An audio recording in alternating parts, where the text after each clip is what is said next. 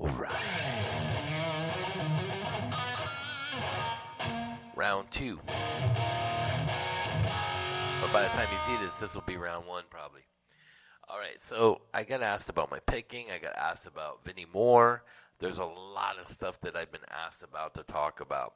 Now, Vinnie Moore, it's a funny story because if you guys seen my other videos, you know that I went to GIT and I had to audition him with Mike Varney with Shrapnel Records. Now he's the dude finding all these hot guitar players: Paul Gilbert, Greg Howe, Tony McAlpine, Vinnie Moore. Now the funny part about this is I was actually I auditioned. Tony McAlpine and Greg Howe were there, and they were like, "Yeah, he's the real deal." Let him into GIT. I was 16. And then what happened was I ended up did a rock album that flopped, signed with Scotty Brothers, and I ended up going into working for Universal Pictures and doing like movie scores and soundtracks and stuff like that. And then an opportunity came on, and I left that. But that's how that kind of worked. But the funny part is, I had met Vinny a couple times while I was at GIT because there was an ongoing inside joke, and because Shrapnel was coming out with all these hot guitar players like the Tony McAlpines and the Vinnie Moores and the Chris Pelletieris and the Michael Romeros, and there were all these shred monsters. And what happened is I had met him over the years while I was there, and I wasn't friends with him, but we knew each other and always said hi. And he was very nice to me, cordial, very humble guy. Out of all the guys, he was probably one of the nicest guys. Greg Howe is a little standoffish. Tony McAlpine's great, and Vinnie Moore is great.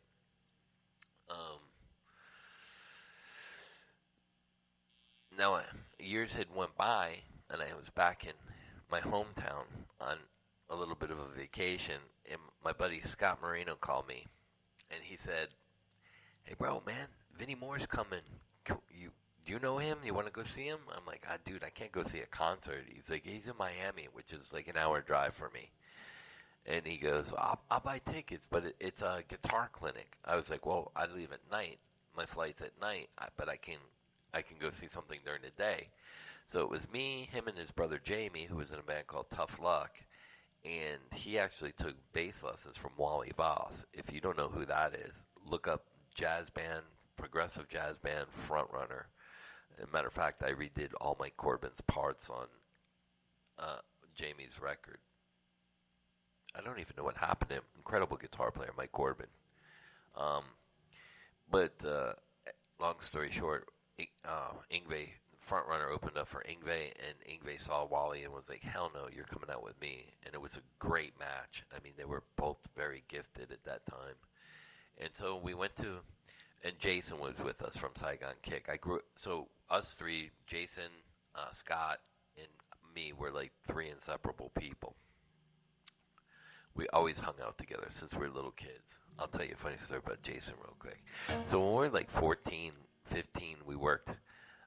This guy paid us cash, and we worked for like Kmart. And what we would do is, before school, and especially in the summer times, there was one Kmart out west, and Jason would come get me in the mornings, and we would go, and we would polish the floors and clean their floors. Jason ran the machine and the spray, and I would scrape with the spray.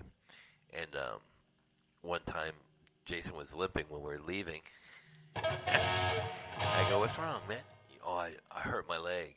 We got out, and he pulled a fishing rod out of his pants. Sorry, Jason, I had to tell that story.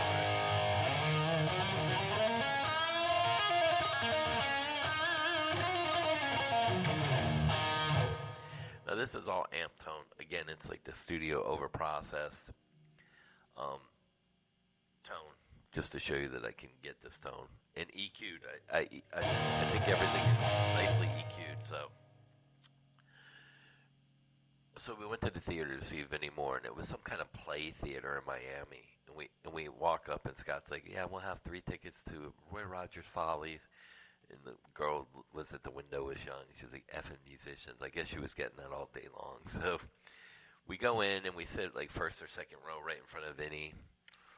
And it was a nightmare. It was so unorganized, and there was an ongoing joke because of the stuff. So Scott was going to school for hairdressing, cutting hair and stuff. He got really good at it, and I guess he figured he could play guitar and cut his own hair, and everyone else on tour and make some extra money. Who knows? So Vinny had this big. I don't know if he had like naturally curly hair and was brushing it out, but was this big poodle of a mess. And Scott was like, "Hey man, you think I could trim his ends or really split?" And Vinny can hear us, and he's giving him a dirty look. So to be funny and kind of break the tension, I had my little micro recorder, and I started talking crap. Should I tell him now or while you're cutting his hair? And Vinny would look over like puzzled. I think I should tell him before he does all this. And he's like looking over like under while he's tuning like over to the side. I'm the new guy. Because Shrapnel was putting out new guys on every month it seemed. I'm the new guy. Didn't Mike Varney tell you? I'm the new Shrapnel artist. No, you're done. You're old news. You're only good for 2 months. And then he kind of winked because he thought it was funny. And I talked to him after the show. He's like, I didn't know if you guys were effing with me or you were serious. I go, no, we're just playing around. I wish I had somebody had filmed that because it was like probably around, I don't even know, 87, 89, in between there. I was already getting ready to go on the road and stuff, so it was interesting. But, so Vinnie Moore. So in this video, we're going to go over Vinnie Moore lick, and then I'm going to show you my picking. Now, let's save the picking. I'll do Vinnie Moore, and I'll show you, because I've done some Eric Johnson licks instead of Bonamassa. I know Eric Johnson better than I know Bonamassa as far as playing. But excuse me, I just burped. It's early in the morning still. Vinnie Moore. Me and Vinnie took this lick and stole it from Tony McAlpine. Vinnie plays it really legato. They're nines. So if you take a G major scale, which I teach out of 1, 2, 3, 4, 5, 6, 7, 8, 9. Then you go back to the 5th string and do it all again. And then the 4th string. And you do it backwards. They're nines. Vinny's legato is unbelievable, to tell you the truth, because he can switch her good. He's a good switch.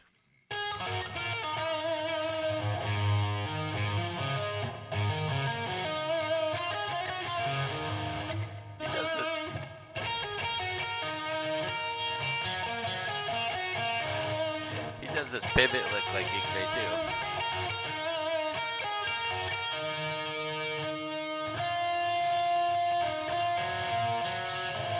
I don't know how he does it, but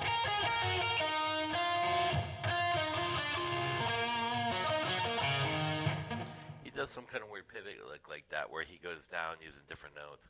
He's really good at it. And then he goes back up into it. Now, the actual lick by Tony McAlpine, because I do nines a lot.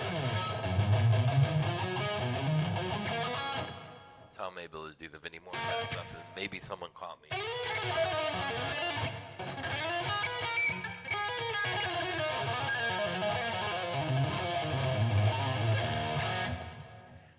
That's Vinnie Moore, but it's also Tony McAlpine.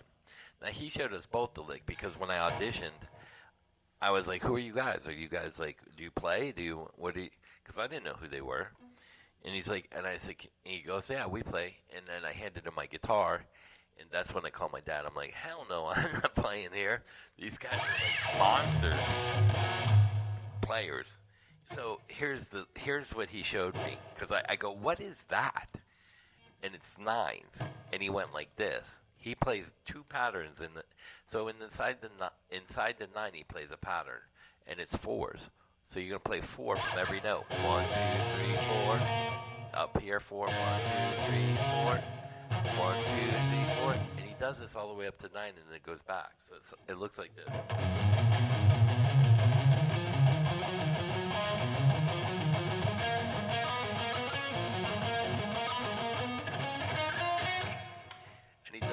guitars too.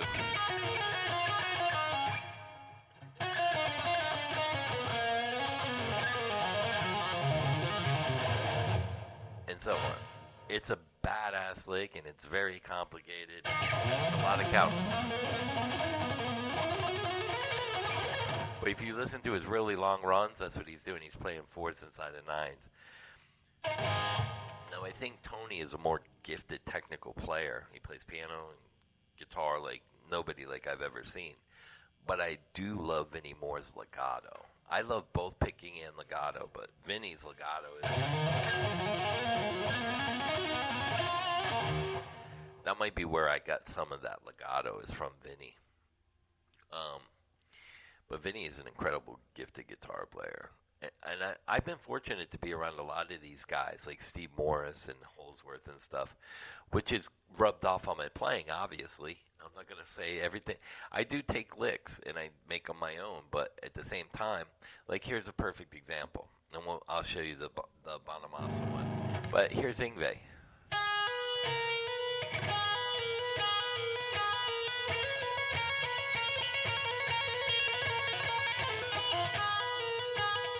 So I take that pattern and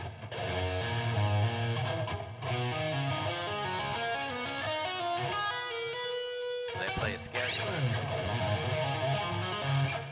So these are the things that I take from other players and I make them my own. And this is what I'm trying to do for you guys, to give you ideas and enhance your playing. I mean, let's face it, I'm an old dog now in the music game. So I write because I'm not marketable. I'm not anything anymore.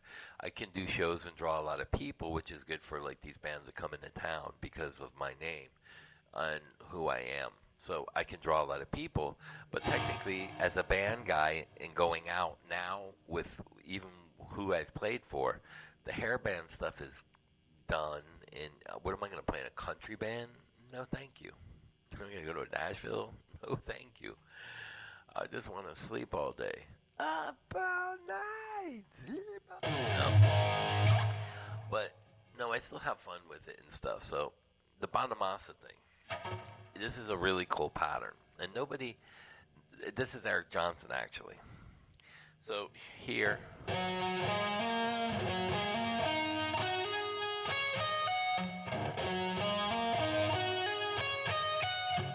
It's like doing an arpeggio inside. That's what it sounds like to me. So it's kind of like doing arpeggios.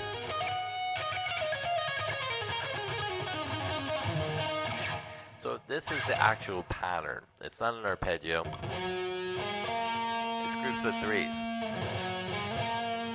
Then you go to the next set. And then he does a 4. Then when he gets here, then a 5.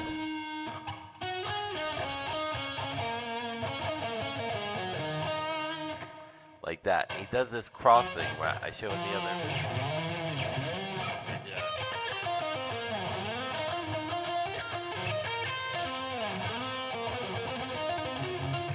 So it's a weird thing this time.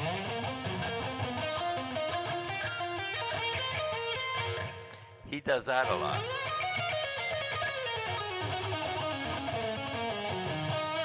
Ah, that was sloppy. And Eric always does 5s from here.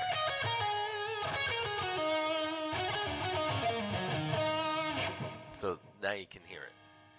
And he does 5s all over the place. Almost like taking arpeggios. 1, 2, 3, 4, 5. He might play it a little more simpler.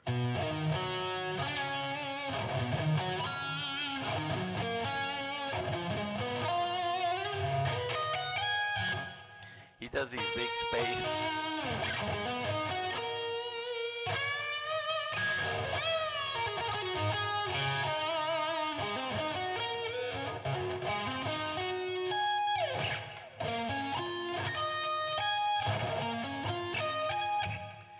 It's always groups of 5s.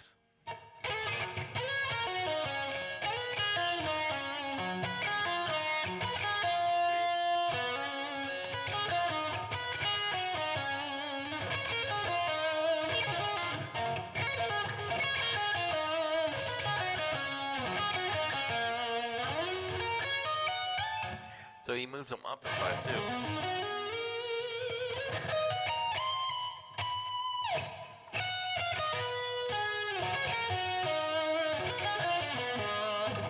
He's always moving in fives, which is unique to his style. He does do other kind of licks like the one I was just showing, but he economy picks as well. He does a lot of that stuff.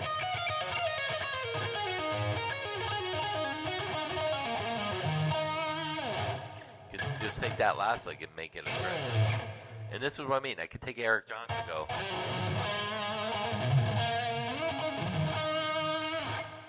I can put my own twist on it. So there's a lot of things we can do. But this here,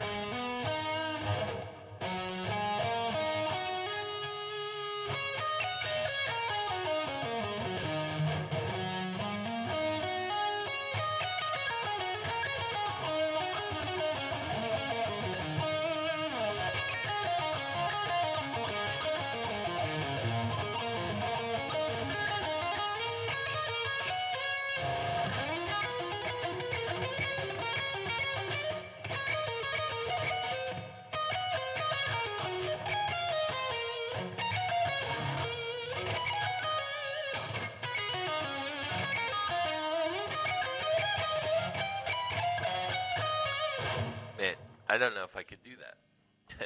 Moving just fives around.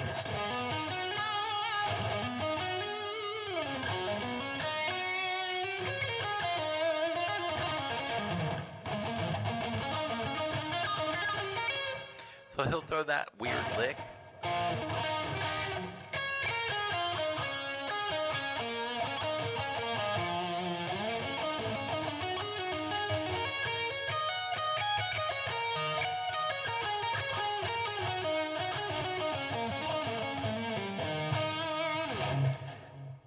I haven't played that in a long time, but that's what he likes to do.